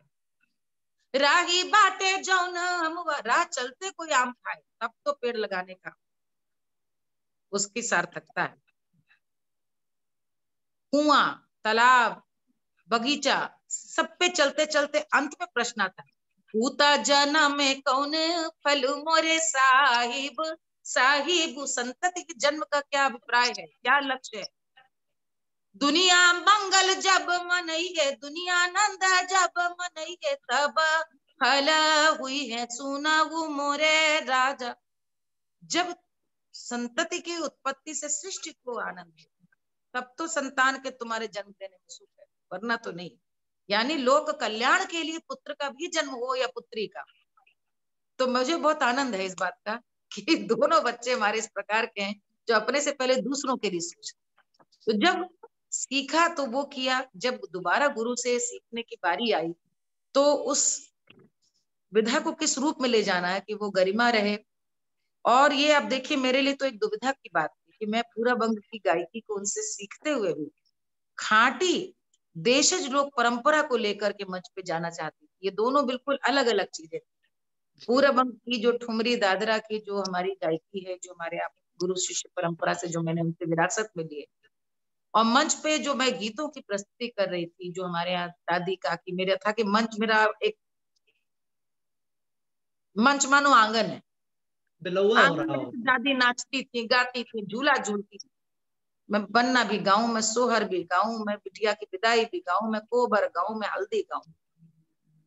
ये एक और प्रस्तुति का ढंग भी, क्योंकि वक्त बदल रहा था, मुझे मालूम था कि विजुअलाइजेशन का जमाना है, और जिस जमाने में एक एंटरटेनमेंट में लोग संगीत को बड़ी सतही दृष्टि से देखने लगे, वहां में एक गौरवमयी उसका एक अंदाज, क्योंकि मैं कोई 16 साल की तो उस समय थी नहीं, मैं तो उस समय एक 16 साल की 15 साल की बिटिया की माँ, कि मैं मंच पे आऊं, लोग मुझ में भाभी देखें, अपनी ननद को देखें, अपनी माँ को देखें, उस छवि। लेकिन लोग या दादी 80 बरस की भी होकर जब गौनई में, बुलौआ में, रत जगह में नाचती हैं, उनमें जो गरिमा और ठसक नजर आती है, वो नक्शिक ऊपर से गरिमा गौरव, हम उसको मंच पे लेके जाए।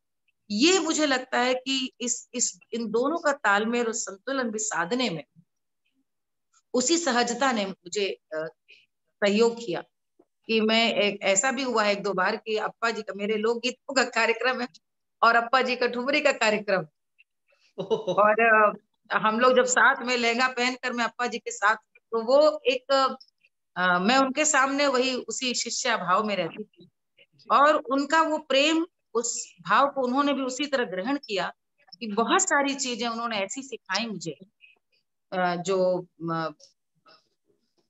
सामान्यतः शिष्याओं को नहीं बताती थी। जैसे वो ठुमरी बताई, दादरा बताया, कजरी, लेकिन वो जिन चीजों को स्वयं मंच पे नहीं गाती थी, वो चीजें हम लोगों को, सेहरा बताया, मुबारकबादी बताई, सोहर भी बताया।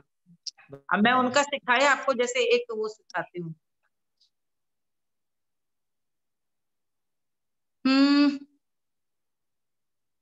पालना सुना रही हूँ, अप्पा जी का सिखाया। जी।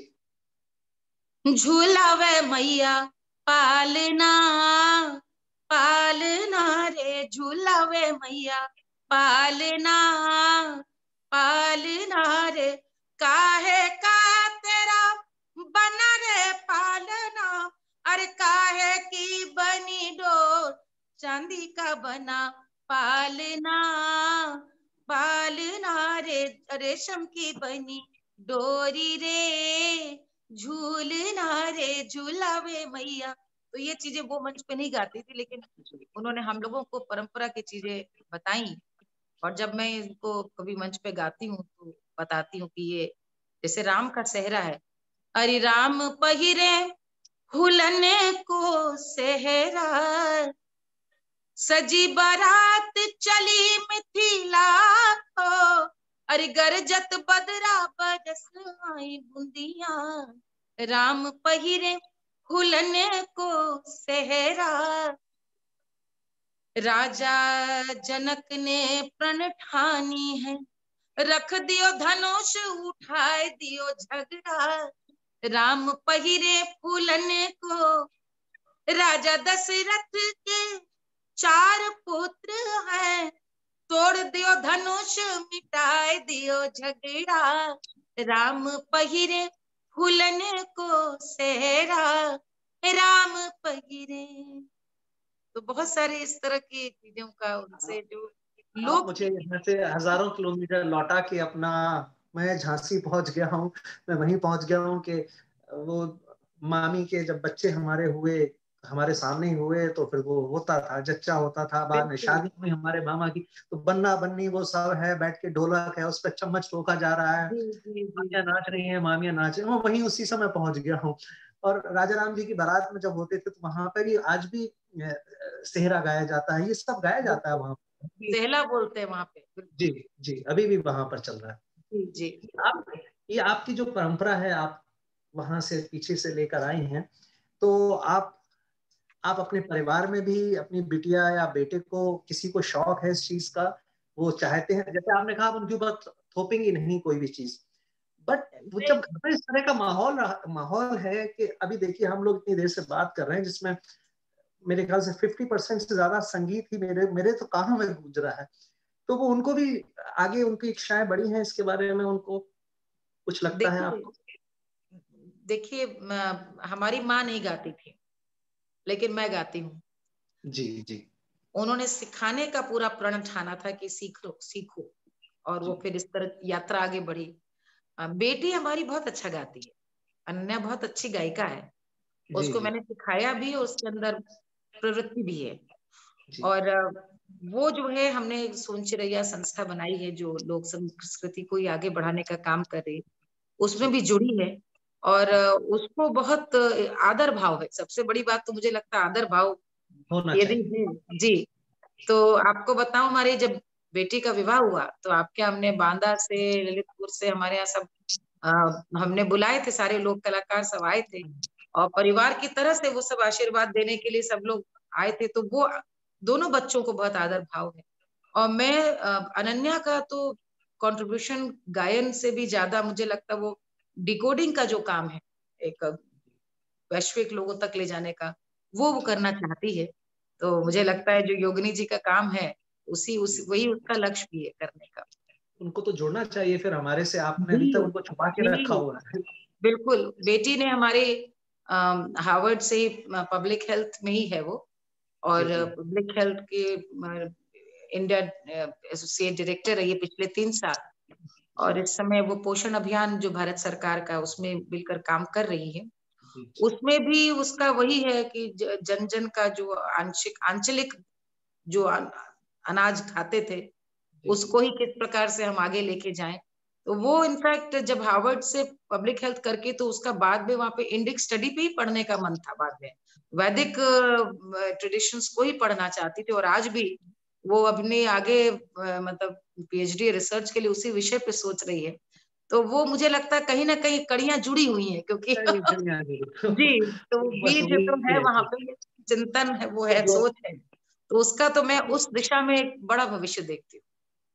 वो ब्लॉग्स धीरे धीरे अपने आप जुड़ते जाते हैं। आज आपसे मुलाकात हुई है, बिटिया के बारे में बात हुई है, ये ऐसे ही होता है। हमको खुद नहीं पता होता है कि आगे चल के कौन किस व्यक्ति से हम लोग मिलने वाले हैं। निस्संदेह निस्संदेह जी।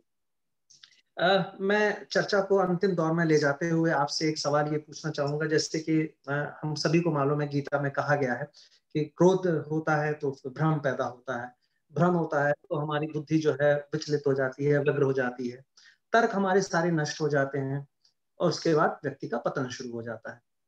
और आज आप देख रही होंगी, अभी तो मैंने आपको देखा है कि सोशल मीडिया पर आप भी रहती हैं, बराबर आप देखते रहते हैं।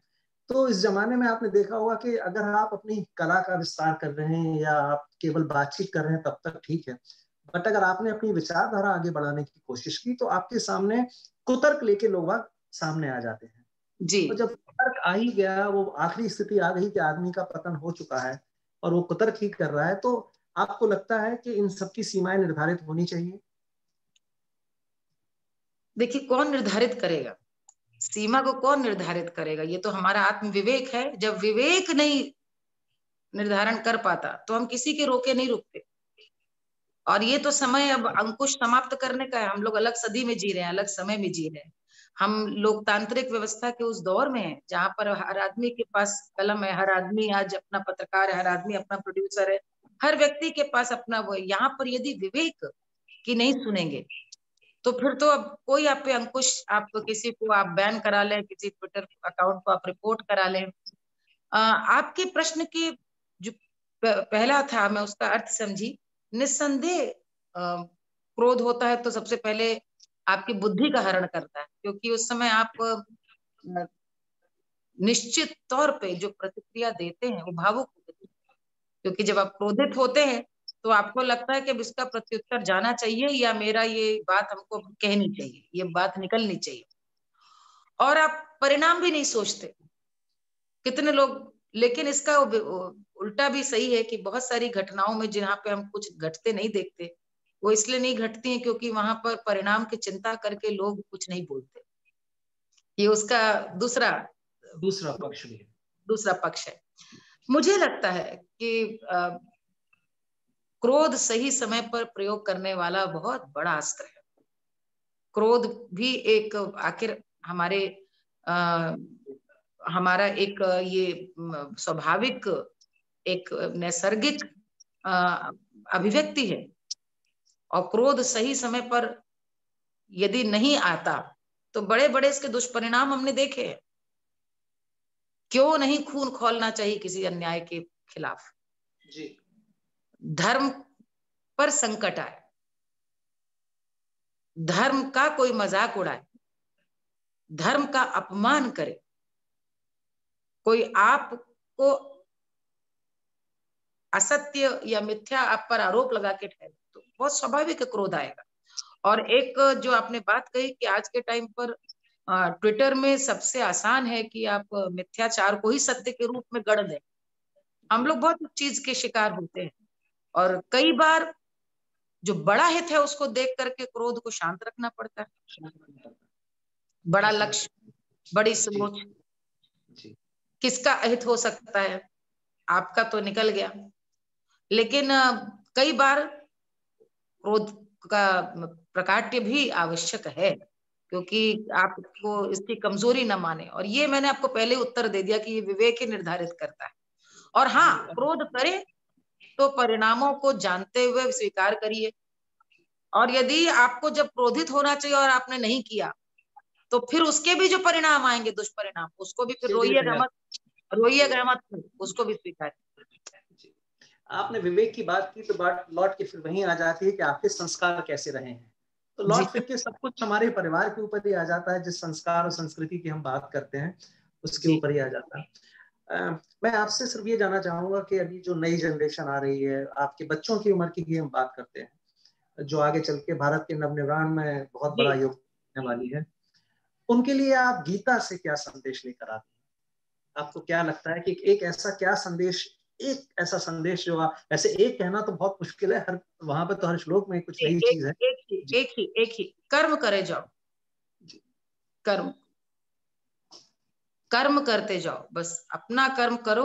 और वो कर्म का अर्थ ही यही है कि वो न्यायोचित धर्मोचित कर्म हो, उस कर्म को करते जाओ। और यदि सिर्फ इतना ही साध लिया तो जीवन में सब कुछ तुम्हारा है। क्योंकि तुम यदि अपना कर्म कर रहे हो तो उस मार्ग में अपयश मिले, कांटे मिले, पराजय मिले, सब सर्व मन से स्वीकार करो। लेकिन कर्म करना नहीं छोड़ना है, कर्म भाव में आप बस लीन रहे उसमें। यही तो, ये तो इससे सुंदर जीवन नहीं हो सकता। ये आदर्श जीवन है कि हम अपने कर्म के प्रति लीन, और वो कर्तव्य सबके प्रति है हमारा। अब एक मानवोचित कर्म क्या है, एक संतान है तो माता पिता के लिए हमारा कर्म क्या है, हम अधिकारी हैं तो हमारा अपने जिनके लिए हमें नियुक्त किया गया उनके प्रति हमारा क्या दायित्व है। सबके प्रति हमारा दायित्व बहुत जगह रहे, हम कर्म करते रहे बिना इच्छा के, तो सब कुछ होता चला जाएगा। आपने बिल्कुल सही कहा। और मैंने कुछ सवाल में सोच के आया था, शायद वो मैंने पूछे नहीं होंगे, और पर अगर आप कुछ अपनी तरफ से कुछ कहना चाह रही हो, कुछ सुनाना चाह रही हो, तो बस वो आप सुना के कह के हम फिर इसको विराम देना चाहेंगे। बस यही कहूंगी, आज तो आपने इस तरफ बातचीत पूरी दिशा में आप ले गए कि आज ये पूरी मेरे लिए भी पूरी बहुत सुंदर आध्यात्मिक चर्चा रही है। आज का पूरा ये वार्तालाप मेरे बहुत सारे विश्वास, मेरे बहुत सारे मन की ऐसी बातें जो जिनका ऐसे प्राकाट्य नहीं होता, क्योंकि ये तो आमने सामने दो लोग बैठे तब बात होती है। शायद आज इस इंटरव्यू के जरिए बहुत सारे लोग भी जानेंगे, सुनेंगे। मैं सिर्फ यही कहना चाहूंगी कि विश्व भर में कृष्ण को लोग आराध्य मानते हैं, कृष्ण को एक अपना आदर्श और शक्ति पुंज मान करके विश्व भर के कितने भी बड़े से बड़े लोग हैं आप जानते हैं, जिन्होंने गीता को ही अपना जीवन का एक कह लीजिए कि अपना वो मान लिया कि ये साध लिया तो तब साध लिया। तो बस यही कहूंगी कि वो हम हमेशा बाहर से एक स्वीकारोक्ति की, स्वीकार्यता की प्रतीक्षा करते हैं। जितने सजग, जितने जागृत हमारे पूर्वज, हमारी संस्कृति थी, वो विश्व भर की संस्कृतियों को हमसे सीखना है। गीता को पढ़ें, किसी भी उम्र में हो पढ़ें, और जब जब पढ़ेंगे आपको लगेगा इसके मायने, इसके अर्थ, इसके संदेश आपके लिए अलग होते जा। कोविड के समय में गीता ने सबसे सुंदर संदेश दिया है कि सब कुछ क्षणभंगुर है, और जब सब कुछ क्षणभंगुर है ही तो क्यों आसक्ति, किस बात का मोह? इसलिए सिर्फ कर्म किए जाओ। धन्यवाद आपका माली जी। मैं मनीष श्रीवास्तव इंडिक एकेडमी की तरफ से आपका आभारी हूँ। आपने इतना समय हमारे लिए निकाला। हमने सोचा था कि बहुत छोटा सा रहेगा, बट हम पूछते गए, आपने हमको नाराज नहीं हुई, आप जवाब देती रही, सुनाती रही, संगीत की ओर ले गई। आपका बेहद, आप लोग इतना अच्छा काम कर रहे हैं, योगिनी जी इतना अच्छा काम कर रही हैं, और ये तो कब कब कब इस पर चर्चा किसी के साथ होती है, तो इसलिए दिल से बातें। बिल्कुल, बहुत बहुत थैंक यू मनीष।